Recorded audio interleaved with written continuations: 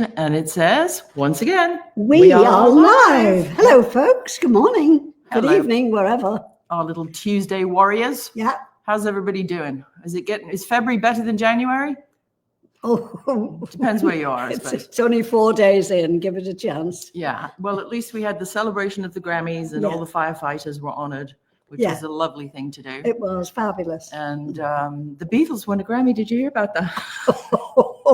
Stop. Well, make it stop. Poor Ange didn't stand a chance this year. She made the ballot for Liverpool Limerick's audiobook, but she was up against President Jimmy Carter's audiobook, so there wasn't really a chance of much of a chance of taking the Grammy home. Not really, no, but still. But anyway, yeah, swing for the faces, Ange. Absolutely, something like that. Anyway, we are more than thrilled to have been able to hook up with today's very special guest. A gentleman that most of you Beatle fans, obviously all of you Beatle fans will know, and all of you Fest fans will know in person. The lovely Al Sussman is going to join us today. Al's been writing about music, pop culture, and particularly the Beatles since 1968. From a suburban New Jersey teen column to a collector's Q&A for Sound's Fine Music newspaper to 45 years and counting with Beatlefan magazine. He's also the author of a book called Change in Times, 101 Days That Shaped a Generation, and has been a contributor to each volume of Bruce Spizer, who was last week's guest, Beatles Album Series. Al was also involved in various capacities with Beatlefest and the Fest For Beatles Fans for 5 decades before retiring, which we're all going to talk him out of today. Oh, yes, don't be ridiculous. In his other life, Al spent some 30 years in the music business, including 15 years as a radio analyst for ASCAP. So without further ado, the crowd goes wild for Mr. Al Sussman. Welcome, Al. Hello, Al. Hi, ladies. How are you? We're good, thanks. Well, that was your first mistake, ladies. Ladies. Yeah. How very dare you? Girls. Girls, even better. Girl. Even better. Well, thanks so much for joining us today. It's been Thank you. It's been a journey trying to get you two together, hasn't it? Yes. Missed connections and wrong emails and whatever. But here we are. Looks like we made it. Exactly, in the words of Mr. Barry. Yeah. So, how did you get started in writing in general with your teen column? Obviously, you were in your teens. What publication was that for, and what was the genesis of your whole writing career? This was actually right out of high school. I was on the committee for what was known as the Maywood Teen Center in Maywood, New Jersey, in Bergen County, and the newspaper it was for was a little town paper called Our Town, okay. And a couple of years before that, I had done some research on a previous column that had been in that paper back in the 50s when the Teen Center was first established. And so I brought up the idea, this is sometime in 1968, of possibly reviving the column, and started in late October of 68 and did it for about 2.5 years. Oh. Good grief. And so you would write about all things that were important to teens, right, in the music industry? Yeah, exactly. Both in the area. Used to write about, bands that were particularly popular in the area. Yeah. But I tried as much as possible to kind of sneak in stuff about the Beatles or about what was happening generally on the pop and rock scene, things like that. Yeah. It was a terribly active time, wasn't it? The 60s and 70s. It certainly was. Good grief. I mean, you could literally turn around and somebody fabulous and new was coming out from, I mean, whether it was California's, Strawberry Alarm Clock to the Hollies in England to, good grief. Did you, outside of the Beatles, did you have another favorite, a soft spot for another band or artist? Probably if there's a band that was kind of like number 2 for me, probably the Beach Boys. Oh yeah, interesting, absolutely fabulous. And actually, the period of theirs that I probably like the most is the period that most people probably like the least, and that's the period from about 1968 to 74, 75, somewhere in that area. when they weren't selling very many very many records, but they the creativity of the whole group at that point, not just Brian Wilson, was a full flower. Wow. Yeah. There's a funny side story here. The East West Studios it's on the 6000 block south side of Sunset Boulevard between Gower and Vine. And that's where they recorded the Pet Sounds album in Studio 3. And so we're lucky enough to get to film there and work there with McCartney Studios quite often. And it's been built onto now, but what used to be the back patio area where everybody would, step outside and smoke dope and whatever. There's a funny little, I went to Candace, the studio manager, and I said, I think somebody's smoking in the back of Studio 3. I can smell like French cigarettes, like Gauloise. And she's like, oh, no, that's Brian. I'm like, what? She said, oh, yeah, it's the ghost of Brian Wilson. He used to hang out literally right where you smell that smell. And he wouldn't go outside because he didn't want to get contact high, but he'd stand in the door and smoke his Gauloise cigarettes. And they're like, oh, yeah, that's Brian. Yeah. There you go. Yeah. It's absolutely amazing. I love LA. Yeah. Our friend Ashley from Birmingham is saying there's a strong connection between the Beatles and the Beach Boys. Absolutely, there is. Yeah. Oh, yeah. Very much so. As a matter of fact, when Paul was in, he came to America in early '67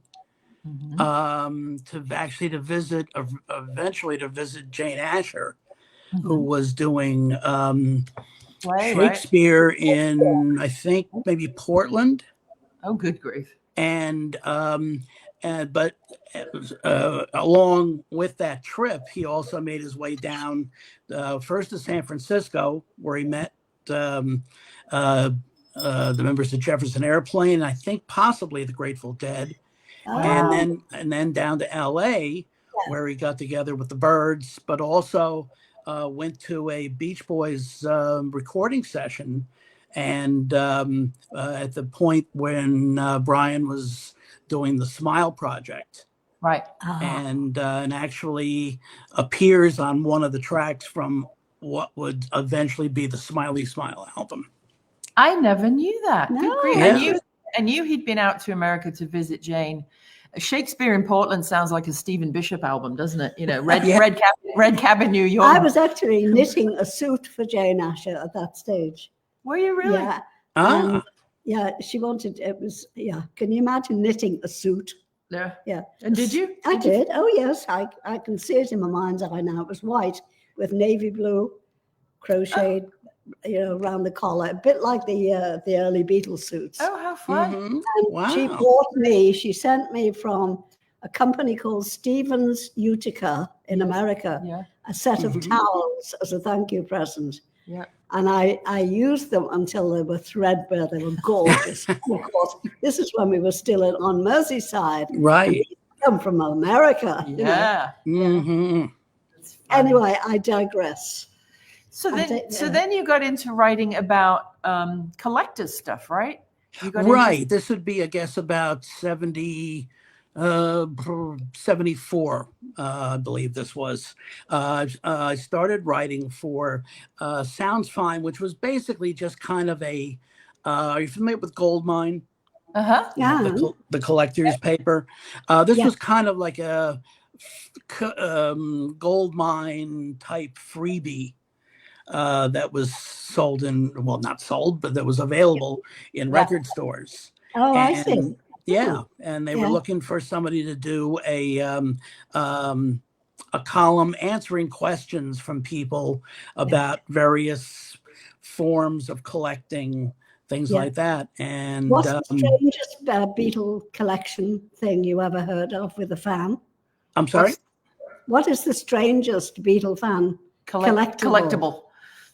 Can you think of the strangest one? I really couldn't say. That's because they had lunch boxes and wigs and all of that bubble bath. Oh, sure. I think it was Charles Rosenay was telling us that Ringo was the most selling bubble bath. He sold the most bubble baths of the four of the four. It must have had the dirtiest fans. Isn't it? I can believe it, because at the very beginning, in '64, he was actually the most popular of them. That's right. Yeah. At that point. Yeah. Isn't that wild? So Yes.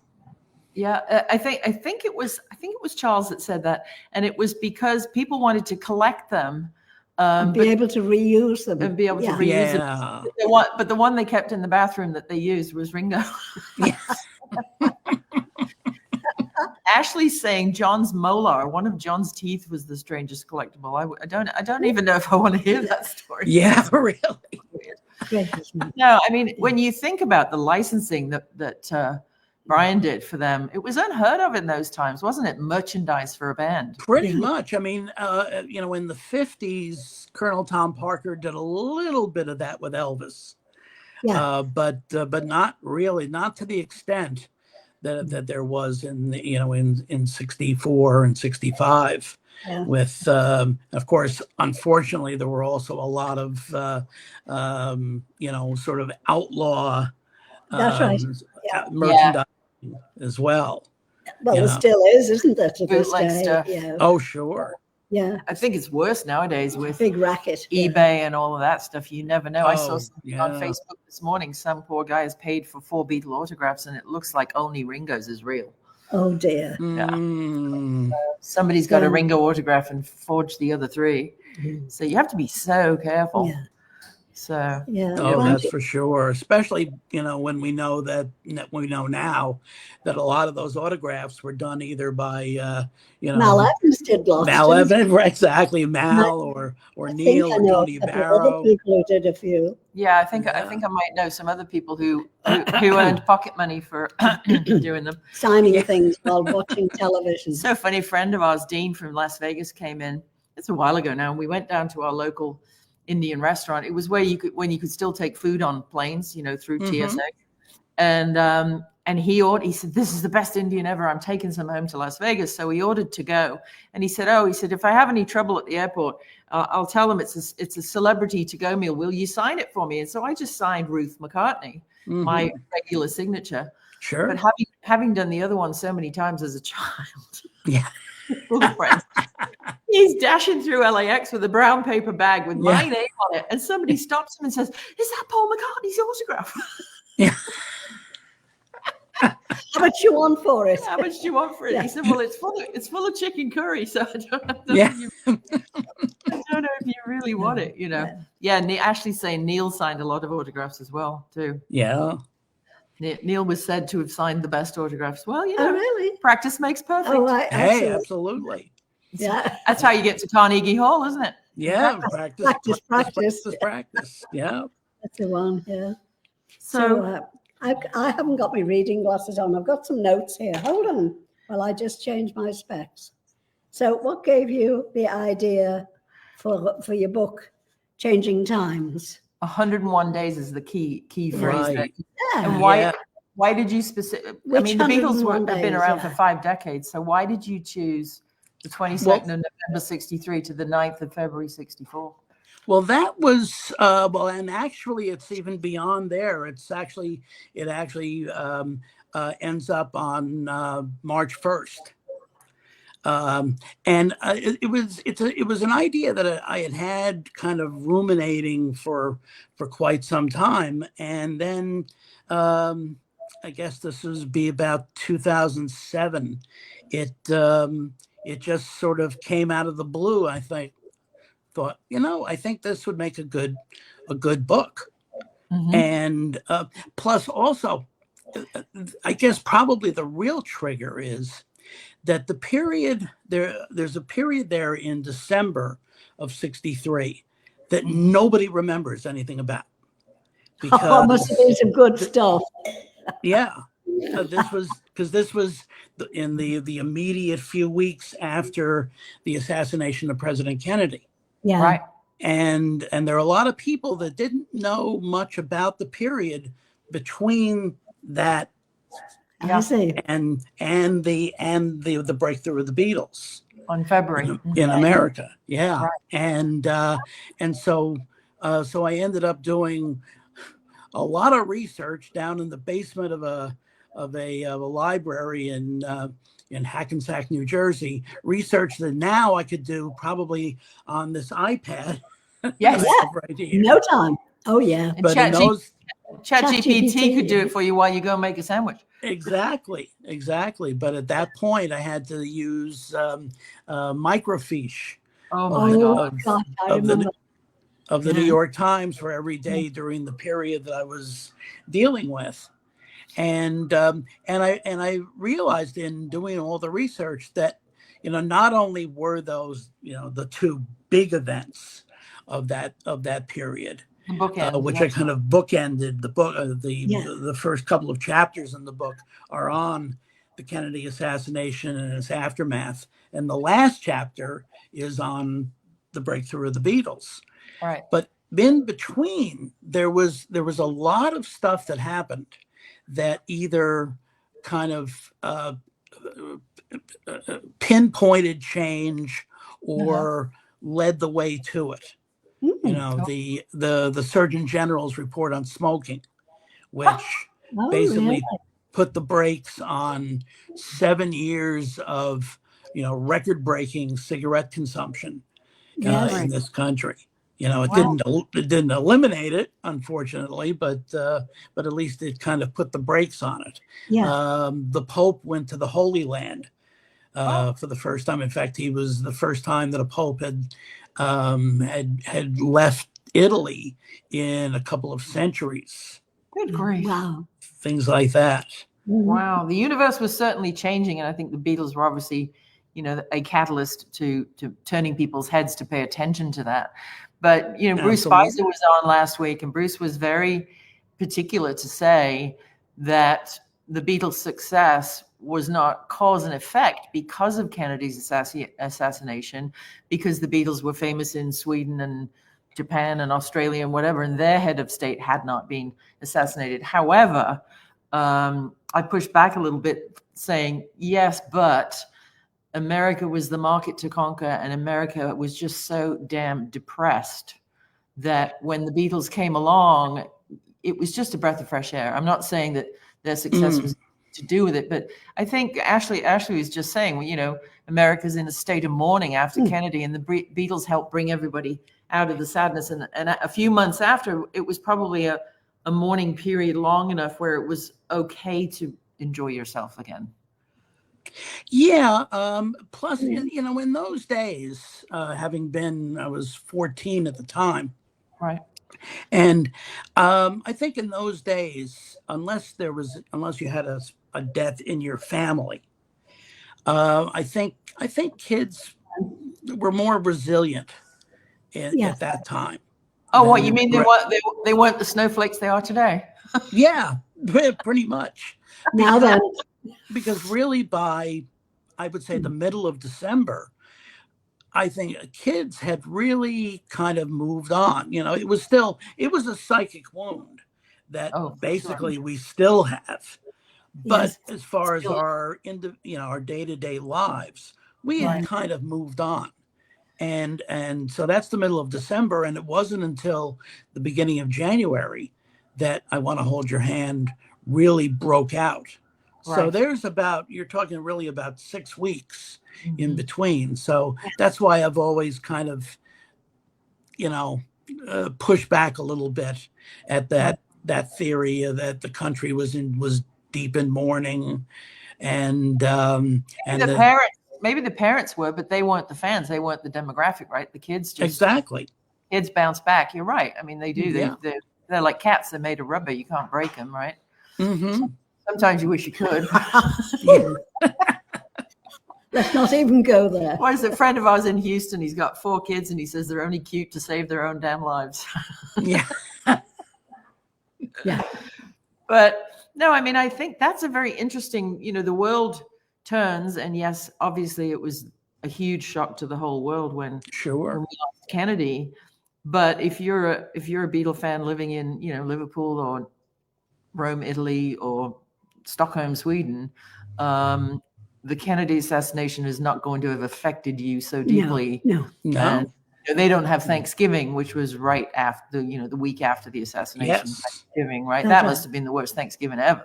Yeah. I mean, Well, it's weird because there was, like, you're familiar with, Macy's Thanksgiving Day Parade in New York. Right. Did they still have held. It was held that Is it Thursday. really? Wow.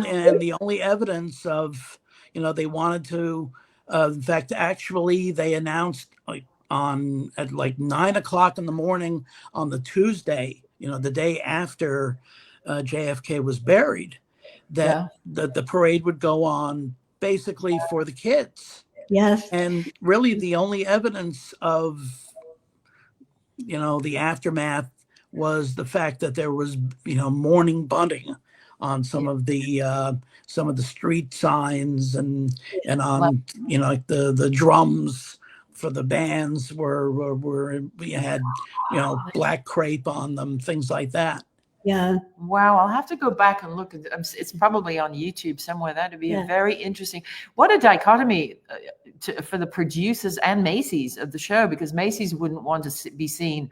Now we're all brand savvy, right? In this day and age. Sure. But can you imagine the Madison Avenue Mad Men conversations that went on between the assassination, the funeral, and the Thanksgiving Thursday about, well, how do we present ourselves and not look jolly happy, come to Macy's, spend your money in a respectful way? That must have been quite the conversation. We Not were only still that. in England then. Yeah. What's that? We were still in England then, so of course it didn't Sure. have the same impact on us. We were going to say, Yeah. not only that, but Not only that, but but NBC had taken obviously a huge financial bath that previous weekend because they had eliminated all of their programming and no commercials. right. So I think they also were probably not really all that sold on possibly canceling the parade and losing more revenue. I mean, that's kind of, it's kind of a, how do you say it's, I know what you mean. I know what you mean. Yeah. It's just, I mean, if you're Macy's and NBC, you're damned if you do and damned if you don't. So you might as well go ahead anyway, right? I mean, yeah, exactly. The old That's sword of true. Damocles. Yeah. It's like nowadays, if you discuss politics, which we don't, if you fall on either side of the fence, you're going to lose half of your audience. Mm-hmm. So you just respect everybody's opinion and position and don't ask and move on, right? I suppose it's the same lesson, we learned today. It's just amazing. So the period between like November the 11th, when John met with with Ed Sullivan and his people. Yes. And then, do you have any inkling as to why? Because they would not have known on November 11th what was going to happen to JFK. Right. Why didn't Ed Sullivan book them like the next week or for the Christmas show? What was the gap? And was there any reasoning, or was it just scheduling between then and February 9th? I think it was scheduling because they already had they were already in the midst of a British tour.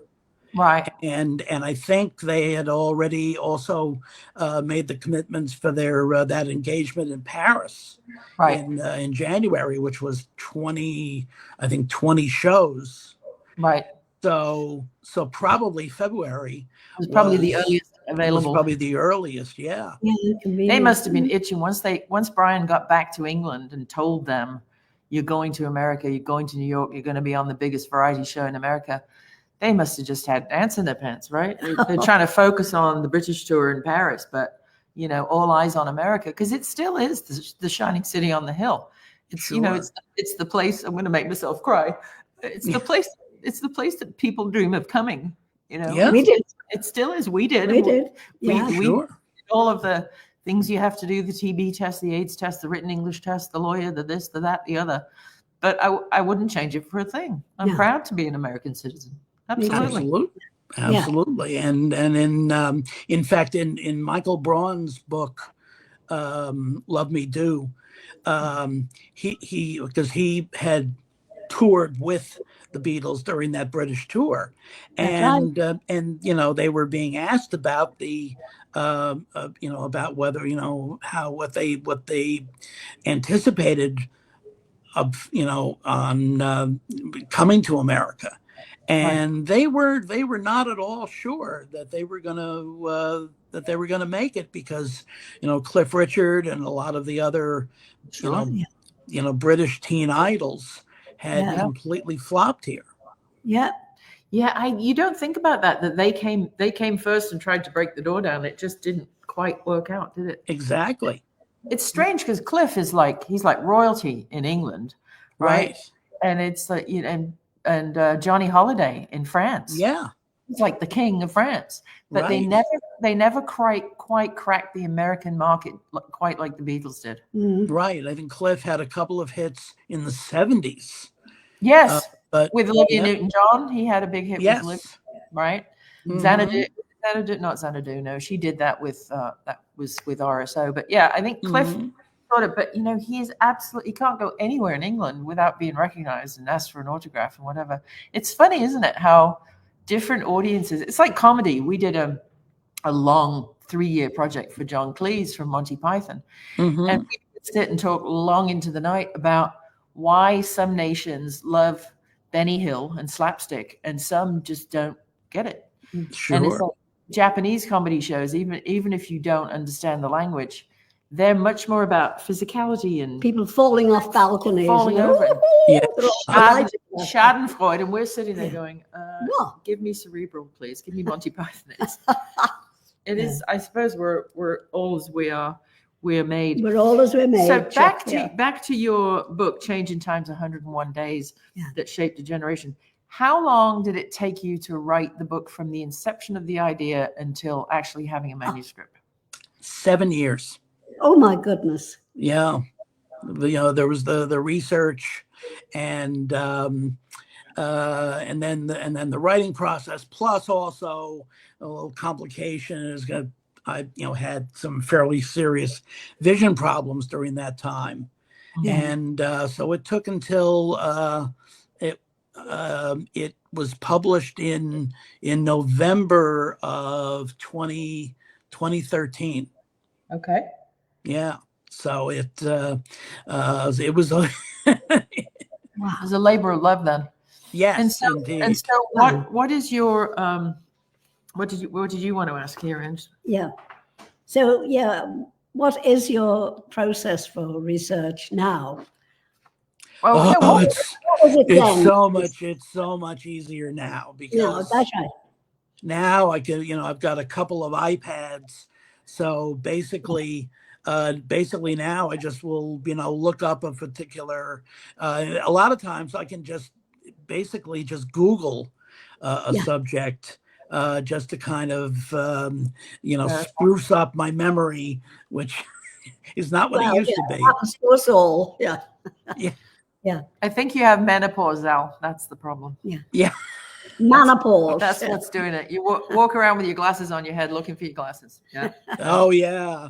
Done that. No, but I mean, so when you research something for this book, for example, the first pope to leave Italy in 200 years, I just find that fascinating that you would even think to put that kernel of information in a book, essentially that's about pop culture, right? Yeah. Well, it helps to have actually experienced all of that, because that was the other thing. That was the other reason why I wanted to do the book about that particular period, was because so much of it I remembered. Right. Except for all that stuff in December. That I mean, I remember, as I was saying about people not remembering anything from, say, the first month after the Kennedy assassination, and about all I remember is before I did the research was Frank Sinatra Jr. was kidnapped. Yes. In almost mid-December, and then also I'm a sports fan, and this is well before the birth of the Super Bowl, and I was living in New Jersey, very close to New York, and so I was rooting for the New York Giants, and they were in the NFL championship game. So it was like those two things were about all I remembered from December. But but I did remember the Pope in January, going to the Holy Land. So things like that. I just basically, as I said, went through the New York Times and also Time Magazine. Yeah, I was just going to say these sound like Time Magazine covers to me. Yes. Yeah. Matter of fact, Bruce has been great about this. The chapters, the news chapters that I've been doing for his Beatles Album Series books, he's been going onto eBay and all and getting copies of Time Magazine and Newsweek to kind of illustrate the chapters that I've been doing. Wow. And Diana's asking, do you find more new information on subjects? I'm guessing, I'm paraphrasing for Diana, but I'm guessing she means stuff that you've researched previously, you could only find so much on microfiche. Is that knowledge sort of seeping and growing as more things get added to the lexicon or the piece of information? Well, now there's so many more avenues. Because newspapers that were just on microfiche. Now, for instance, the New York Times, which was my other primary source. Now they have this archive called Time Machine, which where again you can just put in a specific date, and the newspaper for that day will come up. Oh, that's wonderful. Do you have to have some special kind of access subscription to that? I have the digital subscription, right? So I'm sort of eligible to. But I think actually, I'm not sure of this, but I think most people can, even if they don't subscribe, can go on. Now, like Time Magazine, I think for their archive, you do have to have a subscription. Because I mean, these things cost money. It always amazes me. We're in the internet business. We build websites and brands and run fan clubs and social media and all. And the amount of people who say, "Oh, I want to pick your brains." Oh, well, will you, post 10 times a week for me on Instagram? And I'm like, well, okay, I'll send you a rate sheet. Oh, but Instagram's free. You're going to sit and do everything for nothing. I'm going to create the Photoshop, create the artwork, write the theme tune, sing the theme tune, post it, do all of the hashtagging and answer everybody's question. Oh, yeah, that's free. Jeez, So, no, I'm not surprised that has some digital access. But isn't that great, though? There's something called the Wayback Machine as well that our viewers might be familiar with. I'm sure you are. But if you go to the Wayback Machine project, it's publicly funded through educational grants. But you can go back and see any website, a snapshot of any website from its inception. And ours, if you go Google like McCartney Multimedia on the Wayback Machine, you'll see all the way back from like 1994. You'll see snapshot every time the website changed. They capture a snapshot of it. It's just amazing. And it's amazing how you do go back to see those, and it looks so primitive. Okay. Elizabeth's asking a question that maybe, impolite, but she's asking, was David Peel right about the Pope? I don't even understand what the question means. So. He did an album for Apple Records. Called I know who he is. Okay. Called The Pope Smokes Dope. Oh, I see. That was the. Oh, you never know. If he could get his hands on it, probably would have.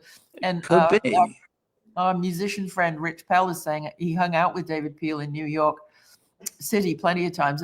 We both spoke in rhyme. Oh, that's interesting. Oh, lovely. Well, I remember the first Beatlefest was held at the Commodore Hotel Yeah. and right near Grand Central Station. Yeah. And David was there I remember at various points during the weekend, but on Sunday morning, because there was the Commodore had like a balcony over the lobby.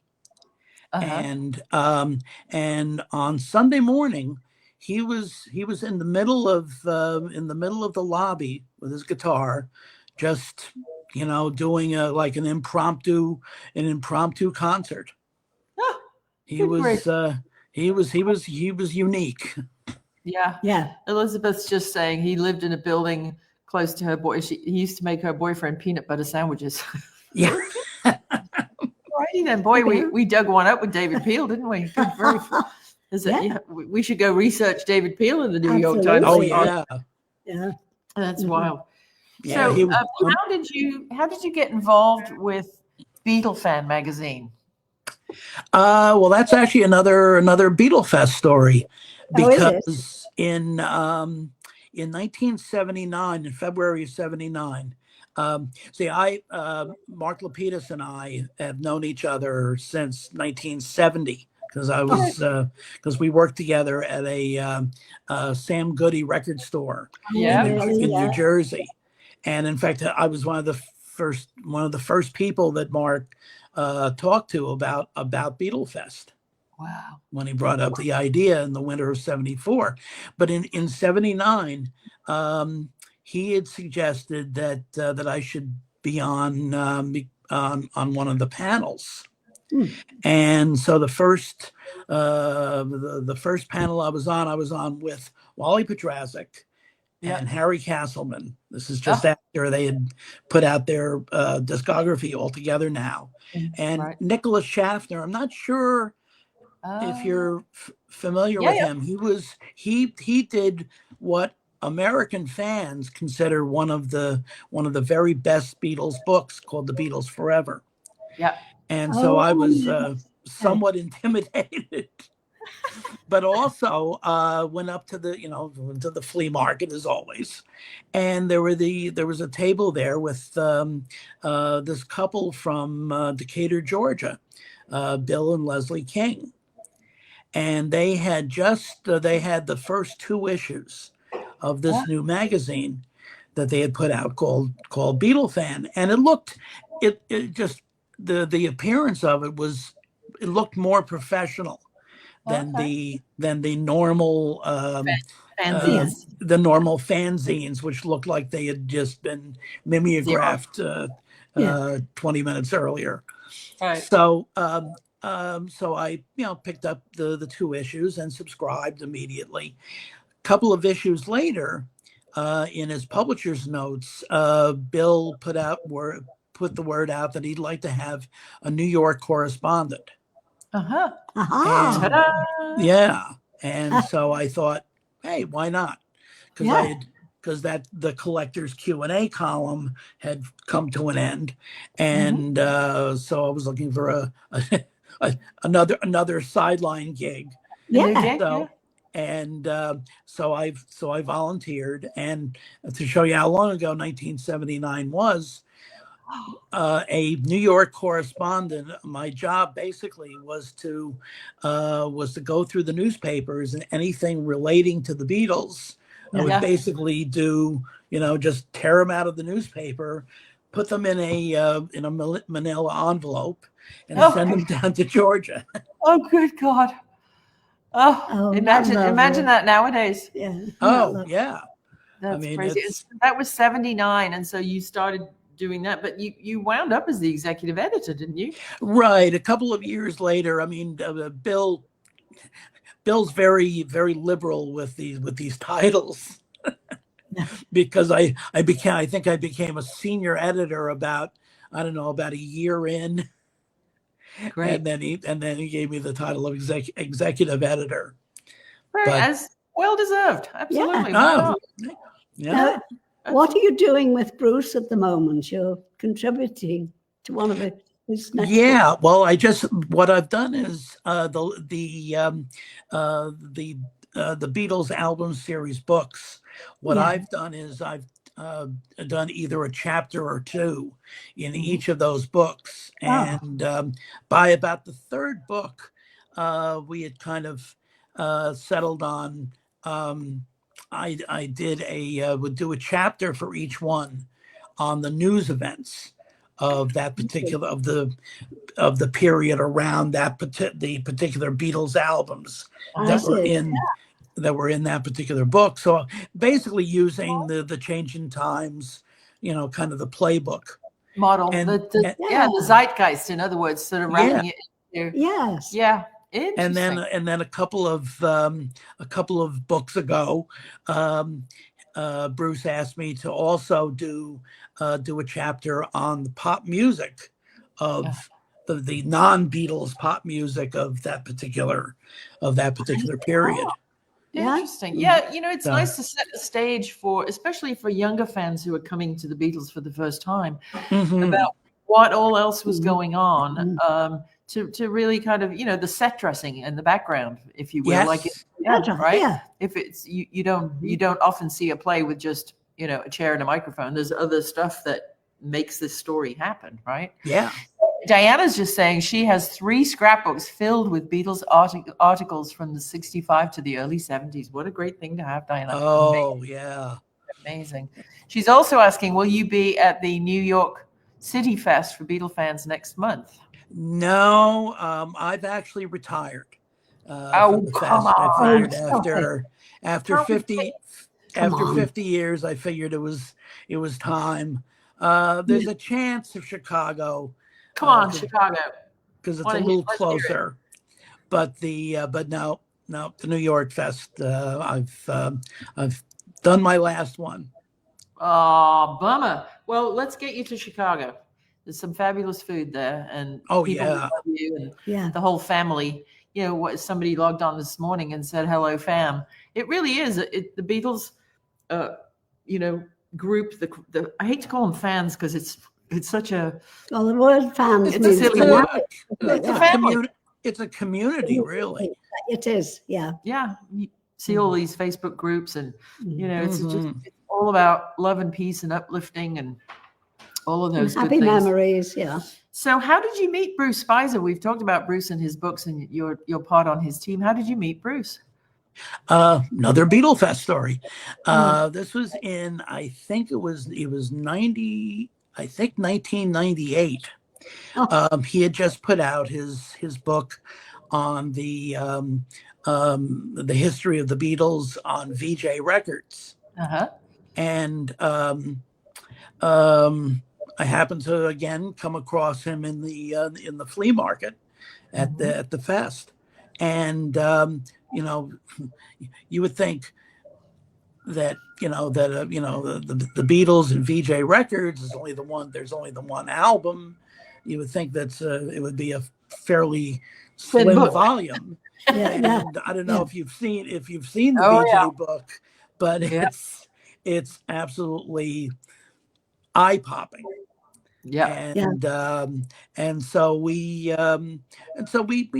just kind of hit it off, and especially since I was doing one of the things that I've done over the years with the fest was doing scheduling pardon me, of panel discussions and things like that. And so I ended up dealing with Bruce quite a bit during those years. But also at the fest we would just hang out and with other fans and just spend a lot of time schmoozing and all.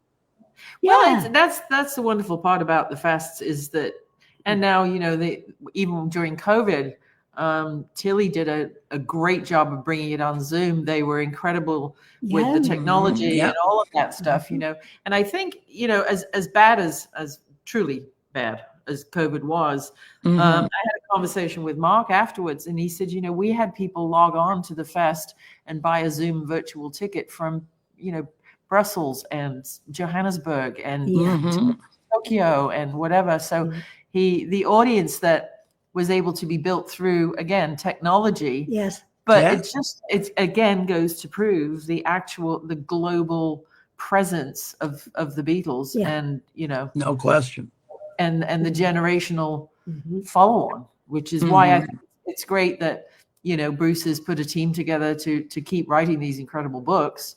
You can get them at goldenage60s.com, by the way, and also at is beatle.net, and your website is beatlefan.com, right? If people want to find out about you. So if you want to join Al and so on Facebook, learn more, and beatlefan.com.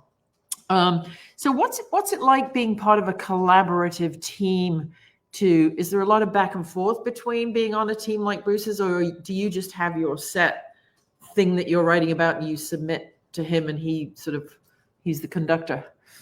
No, well, for instance, I just got an email from him a little while ago with basically the first 3 chapters of the next book, which will actually be the last one in the Beatles Album Series, which will cover the period of Beatles for Sale and Help, and also from the American market, Beatles 65 and Beatles 6. Yep. And so he sends actually to Tom Frangione, who of course you know. Yes. Oh yeah. And me, he sends us the chapters for us to, peruse, to either fact check or proofread. Yeah.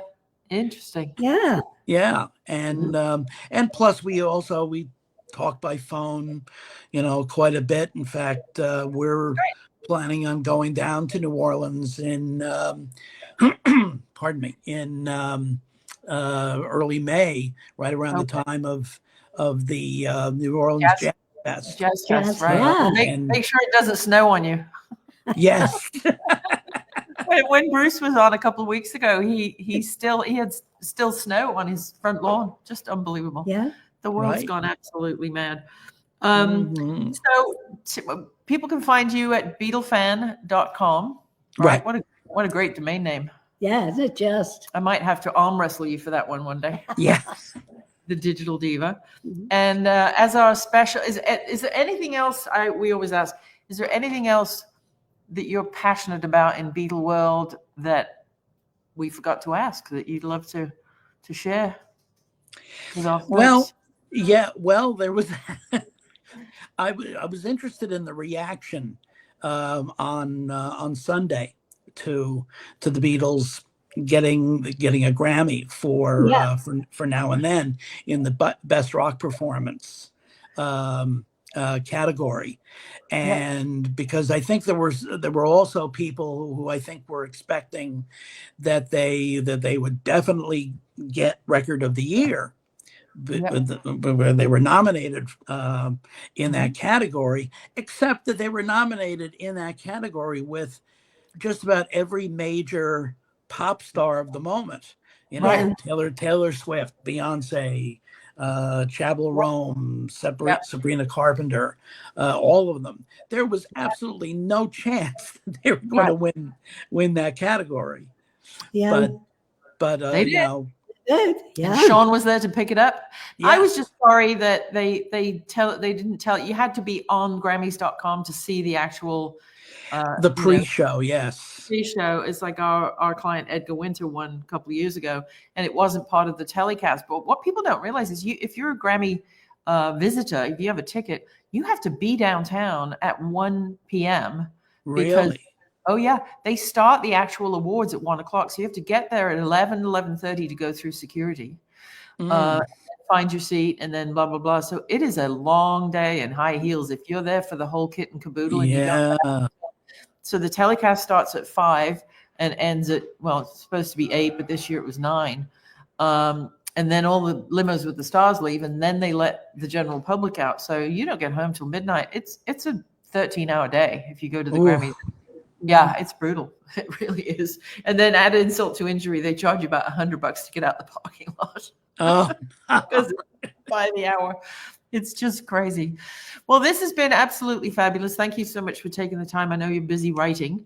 And as our viewers will know, that it's It's limerick Limerick time. They're all asking, is it limerick time? Look out now. Absolutely. Yeah. So, are you ready, Mr. Sussman, for your Yes, limerick? I am. Oh, Jolly jolly good. good. And a 1, 2, 3. There once was a. Do you want to start again? Yeah, sure. A 1, 2, 3. There once was a Beatle buff owl. Ran Beatlefan mag for a while. And so, as a writer, he makes our lives brighter. To Fab Four fans, you're a real pal. Ta-da! Yeah. Thank you very much. There you go. Well, thanks so Great much again pleasure, Bruce. for Thank you. making the time. Yeah. Everybody's I called him Bruce then. clapping. Well, You know. that's No problem. It's because she's having her Tuesday breakfast. Yeah, exactly. That's fabulous. Sorry, Al. And we will look forward to your contributions to the next Bruce tome. And we will see you guys all of a sudden. Thanks for tuning in. Share and share away. It'll be on McCartney.com later this afternoon on the front page and on our YouTube channel. So thank you so much, everyone. And as Uncle Ringo would say, peace and love. Mm-hmm. Bye. Bye-bye.